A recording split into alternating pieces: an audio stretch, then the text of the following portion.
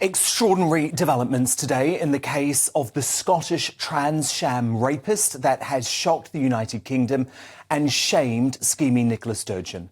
In a humiliating U-turn that actually amounts to a concession that the SNP's gender extremist dream is collapsing, Scotland's First Minister had to admit that Adam Graham, who is now known in the Scottish courts as Isla Bryson, should not be in an all-female prison after being convicted of 2 rapes in 2016 and 2019.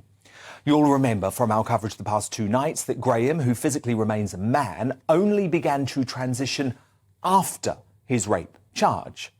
And his estranged wife, Shauna Graham, told the Mail Online in an extraordinary interview that it was all a ploy by this monster to get himself a much easier sentence. She told the website his gender transition is a sham for attention and an easier life in prison. When I saw the photos of him dressed as a woman with a blonde wig and pink lycra leggings, I fell out of bed laughing. I can see why he doesn't want to be in prison with loads of big scary men, but sending him to a women's prison is outrageous. Will one of the vulnerable women inmates be the next victim to be attacked by him? He won't stop. It's in his nature.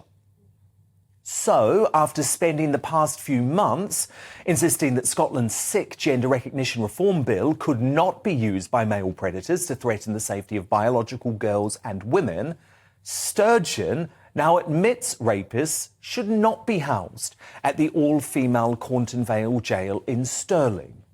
I would say is this individual case, it's not about whether they are trans or not.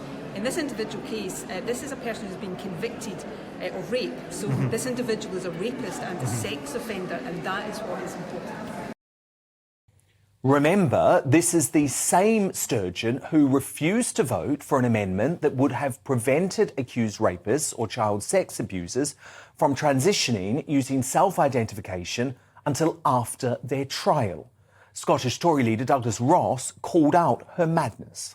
Have warned for months that violent criminals, just like the sex offender, the absolute beast we are discussing today, would try to exploit loopholes in the law and attack and traumatise women. Rapists are currently exploiting the current laws. We shouldn't make it any easier for them to attack women. Now, Nicola Sturgeon has seemed to reject that the fact that he's currently there isn't a risk to women. I can't agree with that. So can I ask the First Minister, will she go to Cornton Vale?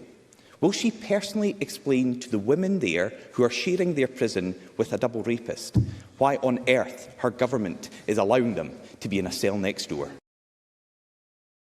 This problem is stark and real. To prove the point, 58.9% of the trans women prison population in England and Wales are sex offenders, compared to just 3.3% of women prisoners. But now Britain has woken up to the danger of these extreme policies, which have thrust trans people into the midst of a culture war they never asked to be a part of, by the way. And I think that's the danger of a Labour SNP coalition from hell. Watch the Labour MP, Paulette Hamilton, today, insisting that this monster double rapist Graham deserves, wait for it, respect to transition. We have to treat him fairly.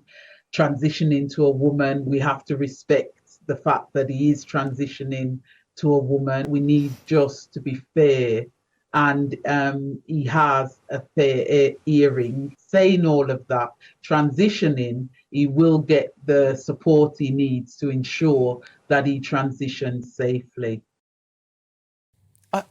What about the safety of the female prisoners and prison guards that this bloke would be putting at risk? But it's hardly a surprise that that's her position, given the inability of Slippery, Starmer and Robotic Reeves to back women in this increasingly toxic intra-party civil war.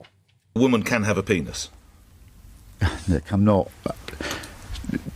I don't think we can conduct this debate with, you know... Sorry, have I offended you in some way? No, it's just... I just... For the vast majority of women, this is all about biology, and of course they don't have a penis. We all know that. So for the vast majority of women, biology is what matters, and it's very clear they don't have a penis. Is it transphobic? Look, I don't even know how to start answering these questions. I think that people should be able to identify with the gender that they feel comfortable with. Respectfully, Shadow Chancellor, that wasn't my question. My question is it transphobic to say only women have a cervix? I wouldn't say that. I wouldn't say that. If somebody identifies as a woman and a man, or a man, they should be able to do so, whatever their body parts are. What a mess. So Labour and the SNP are now playing woke games with the safety and protection of Britain's women. It's dangerous and it's morally wrong.